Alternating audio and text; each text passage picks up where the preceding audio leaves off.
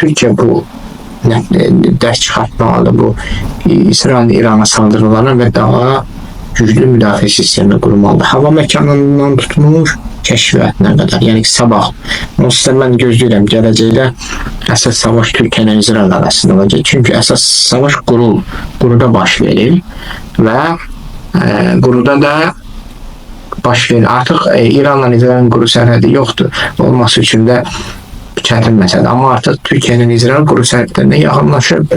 Sabah Türkiyə hərbi bazalarını Suriye'də vursa və bu hərbi bazalar olan yüksəkliyin yaxınlığında olsa, bu artıq direkt Türkiye'nin İsrailin quruda toqquşmasıdır və müharibələrin şaxı da yenə də qurudur. Quruda baş verən. Çünki sənin ayağın haradır, sənin torpağın, sən oradasan. Baxmayaraq ki, müasir müharibələr, dronlar, raketlər məsələ. Amma yenə həll edil məsələləri qurudakı savaşda. Niye Rusya özünü belə rahat hələ də hesab edir Ukraynada? Maksimumda rahat. Çünki quruda Rusya irəliyir. Bəli, havada Ukrayna zərbələr indirir, Rusya uğurlu əməliyyatlar keçirir. Amma quruda yenə Rusya irəliyir və ona görə Rusya maksimalist danışır Ukrayna'nın. Danışıqlarda da maksimalist hədəflər var. Yox, sən 4 vilayəti tanımalısan. Bitti məsələ. Nə qədər sən Kremlə vur, mən quruda nə vaxta qədər irəliyəcəm, sən mənim dediklərimi eləmədi. Çünki yenə müharibələrin, indi müasir müharibələrdə şaxı quru əməliyyatlarda kimin hansı vəziyyətdə olmasıdır, kimin nə qədər irəliləməsidir.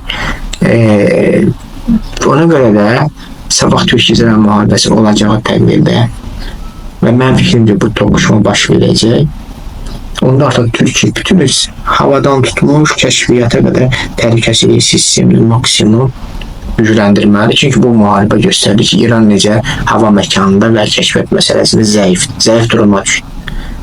Yəni adamın generallarını evində öldürürlər və onu İsraildən vuran raketlərlə öldürmürlər.